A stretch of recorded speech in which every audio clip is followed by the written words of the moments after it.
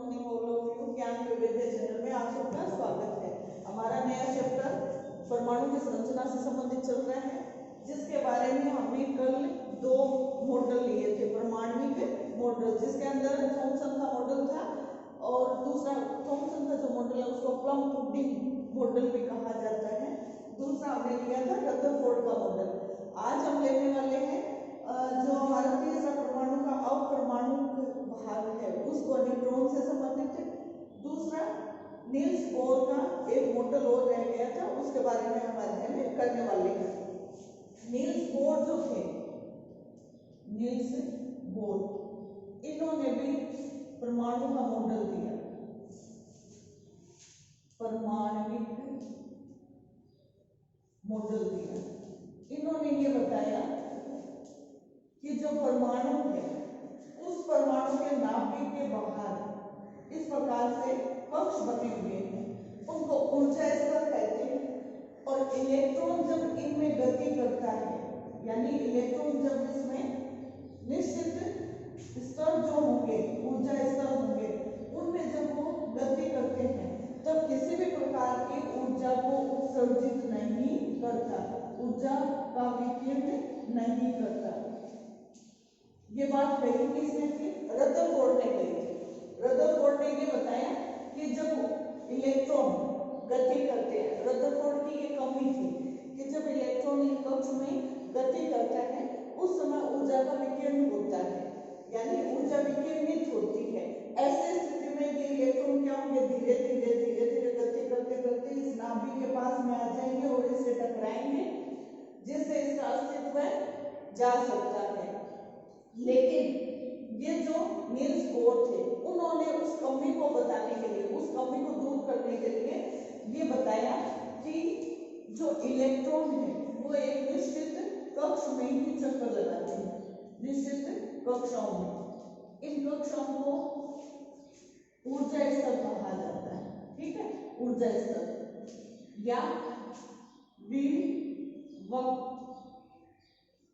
विविक्त ऊर्जा स्तर कहा जाता है, ठीक है। ये जो ऊर्जा स्तर होते हैं जो निश्चित बने हुए होते हैं, सिर्फ इलेक्ट्रॉन उन्हीं में गति करते हैं। दूसरा, ये जो ऊर्जा स्तर है, ऊर्जा स्तर, इनमें जो इलेक्ट्रॉन उपस्थित होते हैं वो इलेक्ट्रॉन निश्चित संख्या में मौजूद होते हैं। ये नहीं है कि कितने भी प्रकार से हम कैसे भी इनमें संख्याओं को डाल दें, निश्चित संख्याओं में ही ये इलेक्ट्रॉन इसमें उपस्थित रहते हैं और निश्चित स्तर जो ऊर्जा स्तर होते हैं उन्हीं में ही ये चक्कर लगाते हैं। दूसरे कक्ष के अंदर वो ना तो आ सकते हैं ना ही जा सकते हैं। तो इस प्रकार से इन्होंने अपना ये एक मॉडल प्रस्तुत किया था, जिसके बारे में हमने अभी देखा है। ये जो विविध ऊर्जा स्तर, ये शब्द देखना था मुझे, विविध ऊर्जा स्तर है, ये जब कार्य इन्होंने किया था तो 1922 में इनको नोबेल पुरस्कार मिला था। कौन से कार्य के लिए? ये परमाणु की संरचना से संबंधित जो इनका योगदान था, उस योगदान के लिए। थॉमसन जो था उनको 1906 में मिला था, रदरफोर्ड को 1908 में मिला था और उनको ये जो नील्स बोर है उनको 1922 में नोबेल पुरस्कार से सम्मानित किया गया था, ठीक है। तो ये नील्स बोर ने अपने परमाणविक मॉडल में दो बातें बताई कि इलेक्ट्रॉन एक निश्चित कक्ष में चक्कर लगाएगा, दूसरा जो वो निश्चित कक्ष होंगे उनको ऊर्जा स्तर कहा जाएगा, विविध ऊर्जा स्तर कहेंगे। और जब वो कक्ष में चक्कर लगाएंगे तो किसी भी प्रकार की ऊर्जा जो है उसका विकिरण नहीं होगा, वो ऊर्जा विकिरणित नहीं होती, ठीक है। तीसरा, इन्होंने एक चीज बताई कि जो ये ऊर्जा स्तर होते हैं इनमें इलेक्ट्रॉन निश्चित संख्याओं में उपस्थित होते हैं। तो ऊर्जा स्तर जो है उनमें इलेक्ट्रॉन का वितरण कैसे हो सकता है, उसके लिए इनमें जो ये ऊर्जा स्तर है इनको निर्धारित कर दिया गया है। पहला कक्ष होगा उसको K, फिर L, M, N, इस प्रकार से इनको जाना जाएगा। पहले कक्ष को, जैसे कि पहला कक्ष है इसको K कह दिया, ये दूसरा कक्ष है इसको L कह दिया, फिर तीसरा कक्ष आया उसको M कह दिया, फिर चौथा आया उसको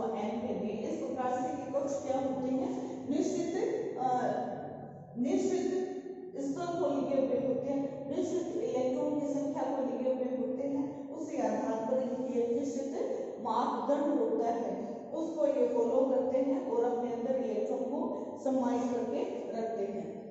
अब हम देखते हैं कि ये जो इलेक्ट्रॉन है इनका वितरण कैसे होता है। ये जो निश्चित हमने ऊर्जा स्तर लिए हैं, उन ऊर्जा स्तर में इलेक्ट्रॉन का वितरण कैसे हो सकता है, उसके बारे में अभी हम देखते हैं। यानी जो नेक्स्ट टॉपिक है वो है हमारा विभिन्न कक्षाओं में इलेक्ट्रॉन कैसे वितरित होते हैं। विभिन्न कक्षाओं में, इससे पहले एक टॉपिक और है वो लेते हैं, बाद में ये वाला टॉपिक लेंगे।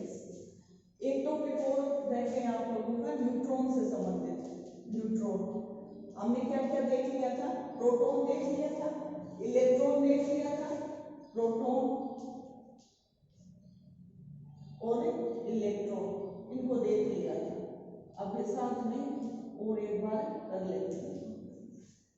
न्यूट्रॉन के बारे में क्या बताया था, इसका सिंबल N होता है, इसके ऊपर कोई भी आवेश नहीं होता, थोड़ा सा आपने पहले देखा था।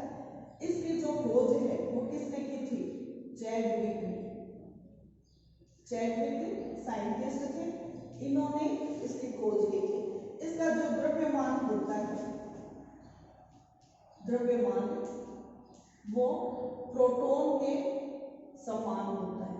जितना प्रोटॉन का द्रव्यमान होगा उतना ही न्यूट्रॉन का द्रव्यमान होता है।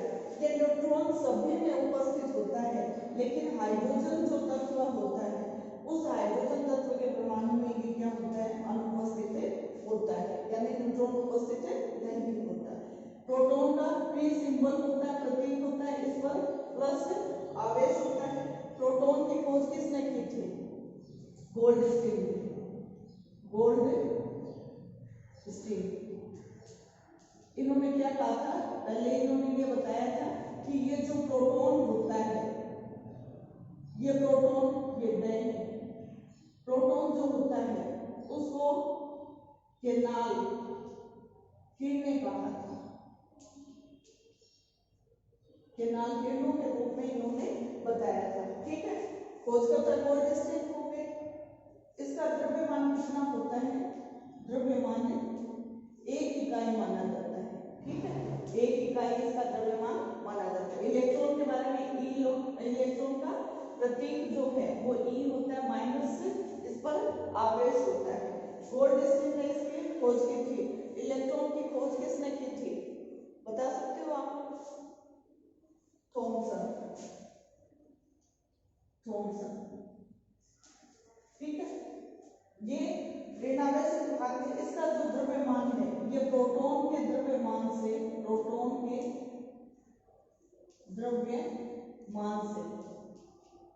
द्रव्यमान का 1/2000 भाग होता है, ठीक है। यानी बहुत ही कम इसका द्रव्यमान होता है, किसके, प्रोटॉन के, नगण्य के बराबर हम इसको मानते हैं। तो इस प्रकार से हमने इनके बारे में अध्ययन किया। सबसे ज्यादा इसी के बारे में जानकारी ली गई थी। ये निश्चित कक्षाओं में वर्तुल कक्ष में चक्कर लगाते हैं, इनके बाद किसने कही थी, रदरफोर्ड ने कही थी।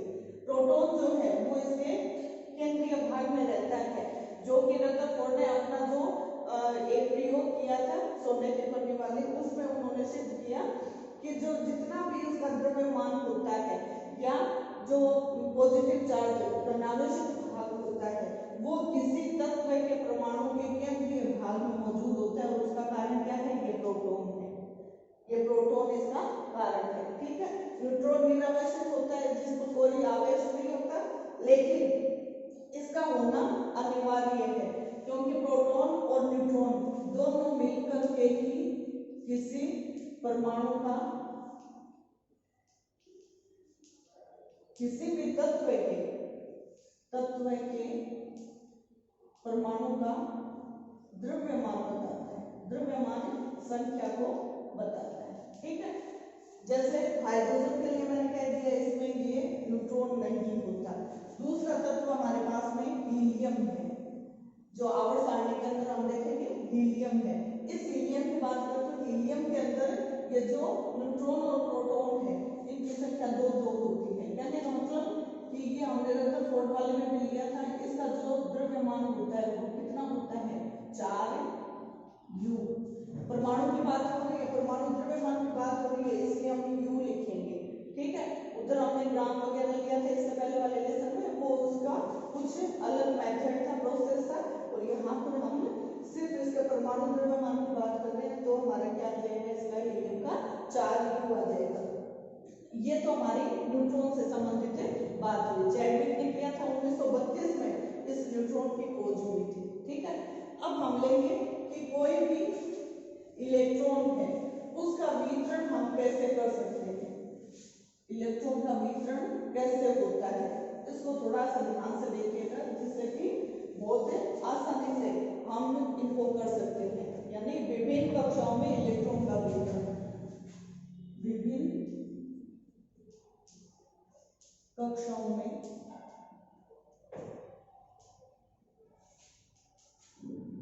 इलेक्ट्रॉन, जिसको हम ई नेगेटिव के द्वारा रिप्रेजेंट करते हैं, इलेक्ट्रॉन का वितरण कैसे होता है वो हम देखते हैं। ठीक है, अभी मैंने बताया था कि ये परमाणु का नाभिक है, जिसके अंदर प्रोटॉन और न्यूट्रॉन उपस्थित होते हैं। इस नाभिक के बाहर ऐसे गोलाकार, ऐसे कक्ष बने हुए होते हैं। ठीक है, इन कक्ष को हम क्या कहते हैं, इन कक्ष को हम कहते हैं ऊर्जा स्तर, ऊर्जा स्तर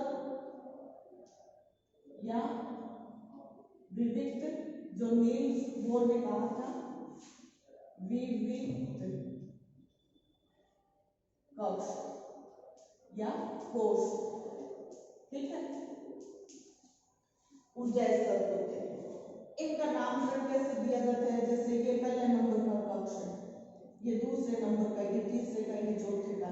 तो पहला जो कक्ष होता है उसको के कहा जाता है, दूसरे को एल कहा जाता है, तीसरे को एम, चौथे को एन। इस प्रकार से हम क्या करते हैं, इनका ये विभाजन रहता है। ठीक है, पहली चीज।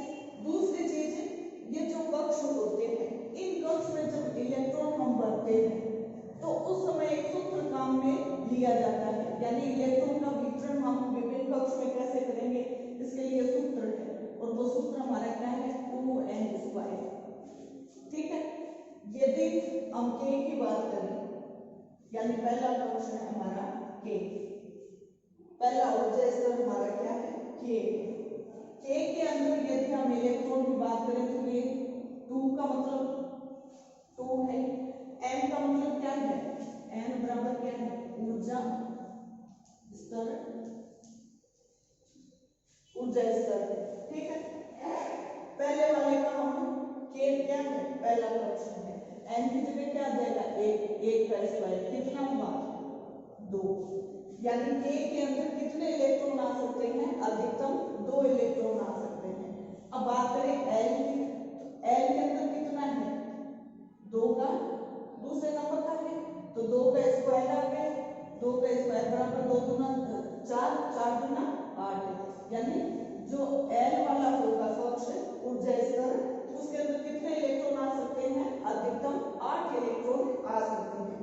अब बात करें हम तीसरे कक्ष की, Lm, m में कितने कक्ष हैं, कौन से नंबर पर है, 3 नंबर पर है, तो हम क्या करेंगे 3 का स्क्वायर, 3 किया 9, 9 दूना 18, यानी इसमें कितने इलेक्ट्रॉन आ सकते हैं 18। चौथा n है, 2 इंटू 4 का स्क्वायर, 4 चौका 16, 16 दूना 32, कितने इलेक्ट्रॉन आ सकते हैं, ये हमारे इलेक्ट्रॉन की संख्या है, अधिकतम इसमें 32 इलेक्ट्रॉन आ सकते हैं। ठीक है, ये हमारा क्या है, इलेक्ट्रॉन का वितरण हम विभिन्न कक्ष में कैसे कर सकते हैं, उसका फॉर्मूला है, और उसमें कितने इलेक्ट्रॉन अधिकतम आ सकते हैं। ठीक है, पहली चीज तो हमने ये देखी। दूसरी चीज हम देखेंगे कि ये जो हमने इलेक्ट्रॉन ऐसे भरने हैं विभिन्न कक्ष में, तो जब तक पहले कक्ष का, जैसे ये 2 है, ये 2 जब k के अंदर कंप्लीट होंगे तभी तीसरा इलेक्ट्रॉन क्या होगा, इधर जाएगा। ये नहीं है कि एक इलेक्ट्रॉन तो k वाले में भर दिया और दूसरा जो इलेक्ट्रॉन है वो हम L वाले में ले जाएंगे, ऐसा नहीं होगा। ठीक है, पहले ये वाला कंप्लीट होगा, 2 इलेक्ट्रॉन इसको पूरे होने के बाद में तीसरा, चौथा, पांचवा, छठा, सातवां, आठवां, नौवां, 10वां ये इसके अंदर आएंगे, यानी 8 इलेक्ट्रॉन इसमें भरे जाएंगे। ठीक है, तीसरा भी ऐसा ही नियम, ये तीसरे वाले कक्ष में भी यही होना है, जब तक इसके 8 इलेक्ट्रॉन कंप्लीट नहीं होंगे, यानी पहले में 2 हो गए, दूसरे में 8 हो गए, कहने का मतलब 10 इलेक्ट्रॉन हो गए ये दोनों, है ना। 10 इलेक्ट्रॉन होने के बाद में जब अगला 11वां इलेक्ट्रॉन आएगा वो किस में जाएगा, M वाले कक्ष के अंदर जाएगा। ठीक है, 11 से 18 संख्या तक, 18 तक भी 18 इलेक्ट्रॉन, 11 से 18 को काउंट कीजिएगा, ये संख्या आएगी 28। 28 के बाद में यानी 28 तक इलेक्ट्रॉन इसमें भरे जाएंगे, जब 29वें की बारी आएगी तब क्या हो जाएगा, ये यहाँ पर आ जाएगा। ठीक है, इस प्रकार से इलेक्ट्रॉनों का वितरण होता है। ठीक है, तो दूसरा नियम क्या कहता है कि पहले कक्ष में इलेक्ट्रॉन भरे जाने के बाद ही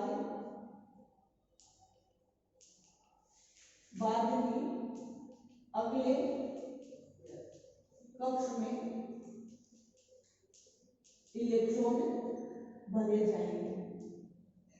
ठीक है, भरे जाएंगे, ये हमारा क्या हो गया, इससे संबंधित दूसरा नियम हो गया। इस प्रकार की व्यवस्थाओं को हमें जब करते हैं तब हम इसका क्या ध्यान रखते हैं, पहले कक्ष को ध्यान में रखते हैं कि पहला कक्ष पूरा हो गया तो दूसरे कक्ष के अंदर इलेक्ट्रॉन जाएंगे। ठीक है, तीसरा जो ये विशेषता होती है ये इस प्रकार से होता है, अभी हम देखेंगे कि अंतिम जो इसका कक्ष होता है उस अंतिम कक्ष के अंदर, अंतिम कक्ष किसका, किसी भी परमाणु का, परमाणु किसका है, किसी तत्व का। ठीक है, तत्व के परमाणु के अंतिम कक्ष में 8 इलेक्ट्रॉन पूरे होने जरूरी होते हैं, इसको हम कहते हैं अष्टक, यानी ये क्या कहलाएगा, अष्टक कहलाएगा। अभी इसके नियम आएंगे संबंधित, उसके अंदर हमें देखेंगे कि किस प्रकार से ये अष्टक पूरा होता है। ठीक है, तो इस प्रकार से इन नियमों को फॉलो करके ही हम किसी भी कक्ष के अंदर इलेक्ट्रॉन को भर सकते हैं या उनको दे सकते हैं। ठीक है, अभी आप इसका स्क्रीनशॉट लीजिएगा, फिर मैं कुछ एक तत्व है जिनके बारे में आगे बताती हूँ जो आपको बुक में दिया हुआ है, इस प्रकार से इलेक्ट्रॉनों का वितरण हमें कर सकते हैं।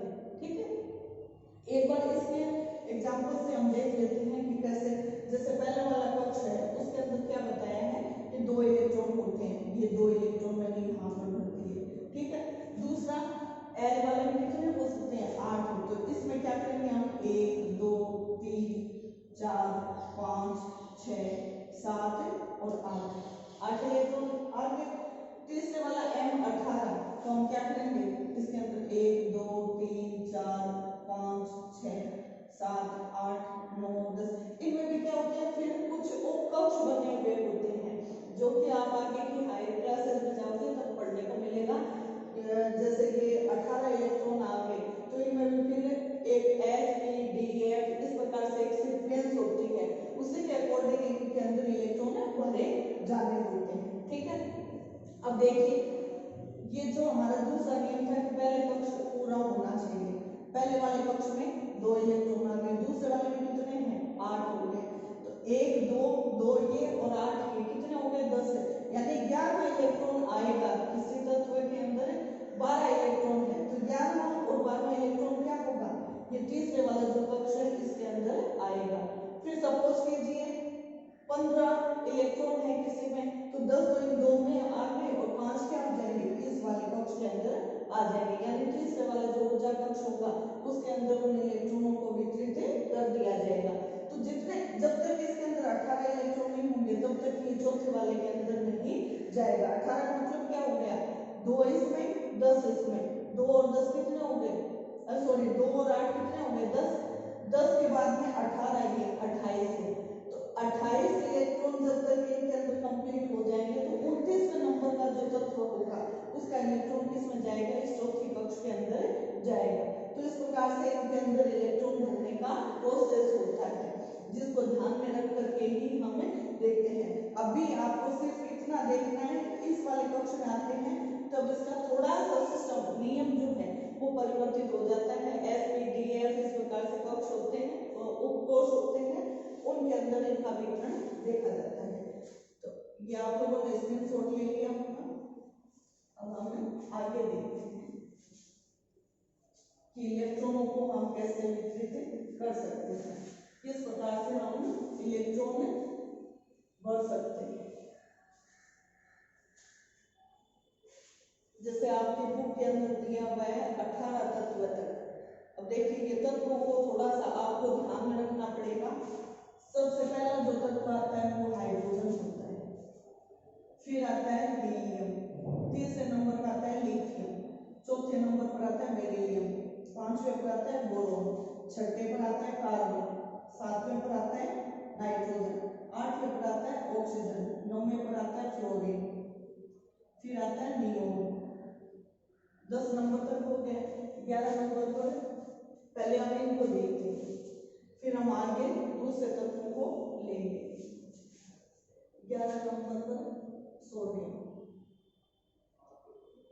फिर मैग्नीशियम, एल्यूमिनियम, इस प्रकार से आएंगे हम सारे लेने वाले। Sodium, magnesium, aluminium, silicon, sulphur जो भी आएंगे वैसे वैसे लेंगे। सबसे पहले हम हाइड्रोजन को देखते हैं। ये क्या है? आवर्त सारणी का पहला तत्व है, जिसके अंदर प्रोटॉन 1 है, इलेक्ट्रॉन भी क्या है? 1 है, और न्यूट्रॉन क्या है? 0 है। न्यूट्रॉन यहाँ पर हमें देखना क्या है? इलेक्ट्रॉन देखना है कि इलेक्ट्रॉन कितनी संख्या में इसमें भरे जाने, कौन से कक्ष के अंदर जाएंगे। पहले कहा था ये नाभिक है और ये इसका पहला कक्ष है। इलेक्ट्रॉन किसके पास में जाएगा? इस पहले कक्ष के अंदर जाएगा। पहले कक्ष में कितने इलेक्ट्रॉन है? पहले नंबर का तत्व इलेक्ट्रॉन कितने हैं? 1 है। तो ये क्या हो गया? पहले कक्ष के अंदर 1 इलेक्ट्रॉन हो गया। ये कौन सा है? इसके अंदर इलेक्ट्रॉन 2 होते हैं, हीलियम। हीलियम का अगर हम देखें तो इस प्रकार से ये इसका नाभिक हो गया और ये इसका पहला कक्ष। पहले कक्ष में कितने इलेक्ट्रॉन भर सकते हैं? सूत्र कौन सा हमारा? 2n2। तो 2 × 1 का स्क्वायर बराबर कितना हो गया? 2 इलेक्ट्रॉन पहले कक्ष। ठीक है, पहले कक्ष को हम क्या करते हैं? ये करते हैं। तो इसके अंदर हमने ये 2 इलेक्ट्रॉन भर दिए। ठीक है, ये हमारा हाइड्रोजन का हो गया और ये हमारा हीलियम का हो गया। तीसरे नंबर पर लिथियम है। लिथियम का ये नाभिक है, ये पहला कक्ष। पहले कक्ष में कितने इलेक्ट्रॉन आ सकते हैं? अधिकतम 2 आ सकते हैं। इसके अंदर ये कौन से नंबर पर है? 3 नंबर पर है। इसके इलेक्ट्रॉन कितने हैं? 3 है। तो हम क्या करेंगे? 2 इलेक्ट्रॉन तो इसके पास में आएंगे, तीसरा इलेक्ट्रॉन कहाँ जाएगा? इसके पास में जाएगा, यानी दूसरा K और L वाले के पास में जाएगा। ठीक है, फिर चौथे नंबर पर ये लिथियम का है, चौथे नंबर पर बेरिलियम। बेरिलियम का ये नाभिक हो गया, ये पहला कक्ष हो गया, ये दूसरा कक्ष। कितने नंबर पर है? चौथे नंबर पर है। तो हम क्या करेंगे? इलेक्ट्रॉन 2 इसमें आ गए और 2 3 इसके पास में थे, ये 4 नंबर पर है। 1 2 3 4। दूसरे कक्ष के अंदर कितने आ गए इलेक्ट्रॉन? 2 आ गए। ये किसका है? बेरिलियम। फिर हम चौथे नंबर पर जाते हैं, बोरॉन, सॉरी 5वें नंबर पर। ये क्या कौन सा है? 5 नंबर का है। ये इसका नाभिक हो गया, ये इसका पहला कक्ष हो गया, ये इसका दूसरा कक्ष हो गया। इलेक्ट्रॉन कितने हैं इसके पास में? 5 है। 2 तो पहले वाले में आ जाएंगे, बाकी बच्चे कितने? 3 बच्चे। वो 3 क्या आ जाएंगे इसके अंदर? 1 2 और 3। किसका है? ये बोरॉन का। ठीक है, छठे नंबर पर क्या है? कार्बन है। ये इसका नाभिक है और ये इसका पहला कक्ष और ये इसका दूसरा कक्ष। इलेक्ट्रॉन कितने हैं? 6 नंबर पर है, 6 है। अब देखिए 1 2, इसमें 2 आ सकते हैं अधिकतम। 1 2 3 4, 4 इलेक्ट्रॉन इसके पास में आके। नाइट्रोजन, ये क्या है? कार्बन का है। नाइट्रोजन 7 नंबर पर है। क्या है? ये इसका केंद्र। 1 2 इलेक्ट्रॉन पहले वाले कक्ष में 2 इलेक्ट्रॉन भरे जाएंगे, दूसरे वाले में 2 इससे कम किए तो कितने बचे? 5 बचे। 1 2 3 4 और 5। इस प्रकार से ये 5 इलेक्ट्रॉन अगले वाले कक्ष में चले गए। किसका है? ये नाइट्रोजन का।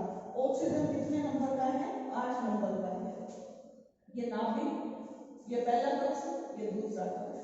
पहले कक्ष में अधिकतम 2 इलेक्ट्रॉन, 8 में से 2 गए, कितने बचे?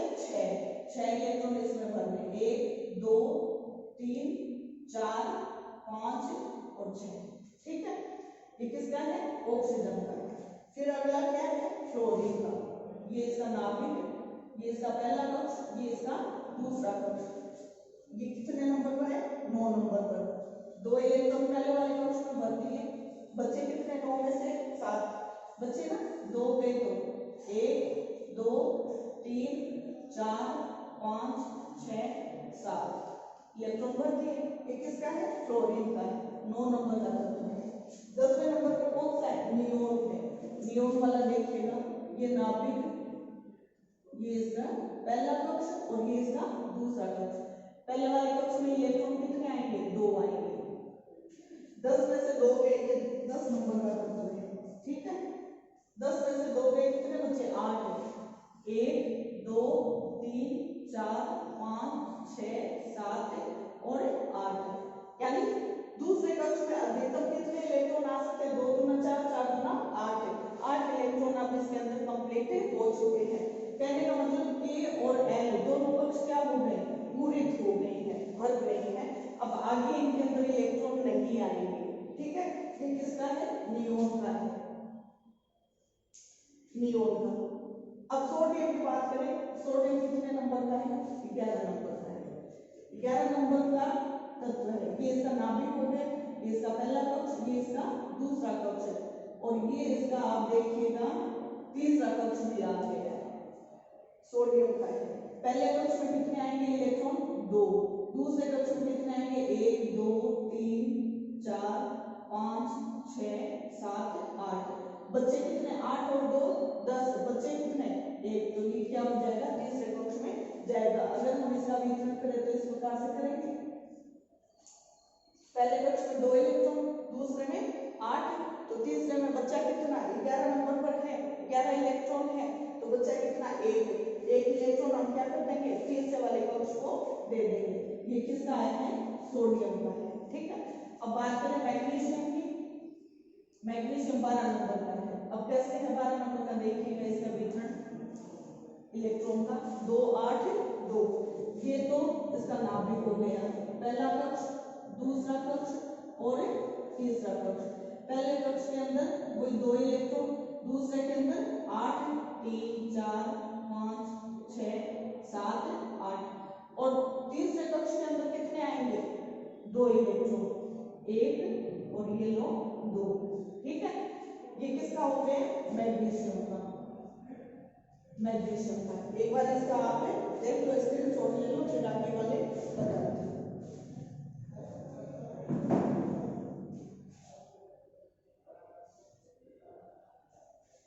ठीक है, अब आगे हम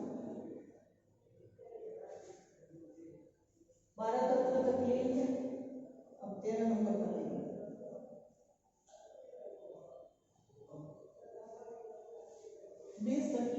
करवाती हूँ। जो 13 नंबर का है वो मैग्नीशियम, फिर सॉरी एल्यूमिनियम, फिर आ जाएगा सिलिकॉन, फॉस्फोरस, सल्फर, क्लोरीन और आर्गन। मैग्नीशियम हो गया, एल्यूमिनियम। एल्यूमिनियम वो मैग्नीशियम 12 नंबर का है, ये कितने नंबर का होगा? 13 नंबर का। ठीक है, अब इसके अंदर हम देखते हैं कि इलेक्ट्रॉन कैसे भरे जाने हैं। ये इसका नाभिक हो गया, ये पहला कक्ष, ये दूसरा कक्ष और ये इसका तीसरा कक्ष। पहले वाले में 2 इलेक्ट्रॉन, दूसरे वाले में 8 3 4 5 6 7 और 8। तीसरे वाले में कितने बचे? इसका अगर हम इलेक्ट्रॉनिक विन्यास देखेंगे तो 2 8 3 हुआ, तो कितने बचे? 1 2 और 3। ठीक है, ये किसका है? एल्यूमिनियम का है।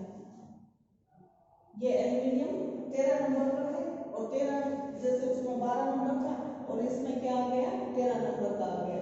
अब हम बात करें सिलिकॉन की। सिलिकॉन कितने नंबर का है? 14 नंबर का है। इसमें भी देखिएगा,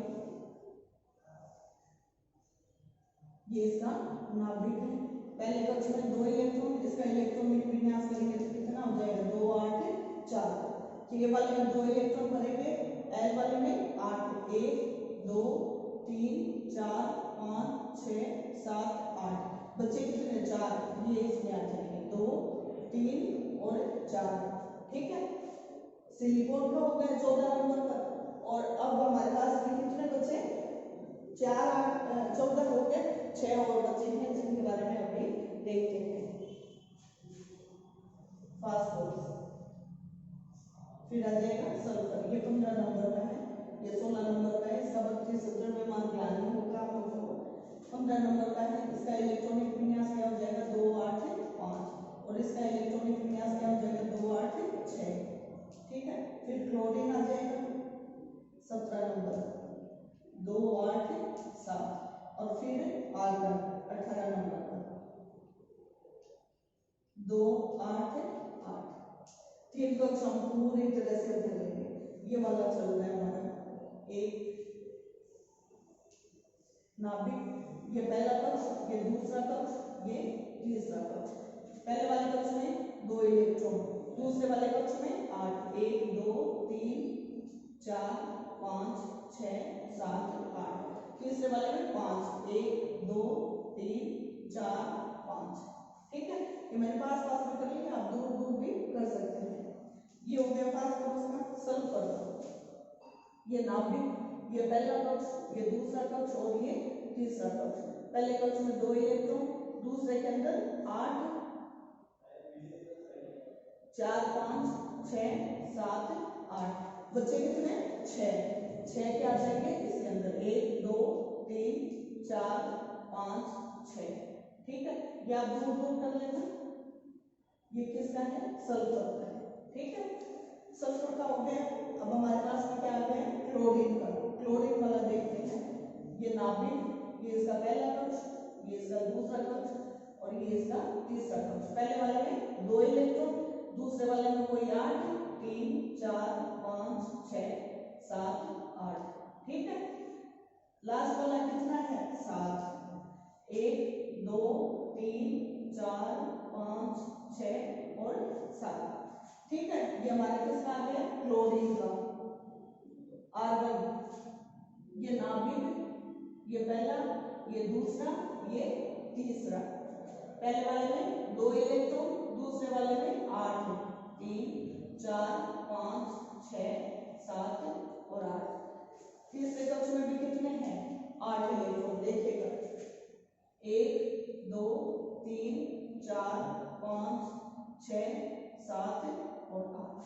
ठीक है, इस प्रकार से हम क्या करते हैं, ये थोड़ा लंबा होता है, लंबा नहीं होता, गोल ही होता है, ध्यान दीजिएगा, वर्तुल गोलाकार। तीसरा कक्ष पूर्ण हो गया। तो इस प्रकार से हम क्या करते हैं इलेक्ट्रॉनों का वितरण करते हैं। ये हमारा क्या है आर्गन Ar। ये अक्रिय समूह की कैसे होती है, ये हो गया नियोन वाला हटा दिया, नियोन है ये रहा नियोन का, ये नियम है अक्रिय कैसे, यानी इनके अंतिम कक्ष है वो पूरी तरह से पूरित होते हैं। नेक्स्ट जो हम संयोजकता वाला लेंगे उसके अंदर हम देखेंगे कि किस प्रकार से इनकी संयोजकताएं होती है। फिलहाल हमारे पास में जो कार्य था वो ये था कि इलेक्ट्रॉन किस प्रकार से कक्षों में वितरित होते हैं, उनके बारे में हमने अभी अध्ययन किया है। आप लोग इनकी प्रैक्टिस कीजिएगा। ये आपका होमवर्क भी है कि ये जितने भी मैंने बताए हैं इनको साफ साफ सुंदर सुंदर राइटिंग के अंदर आप लोग अपनी कॉपी के अंदर बनाओगे और बना करके अच्छे से दिखते हुए इनकी व्हाट्सएप पर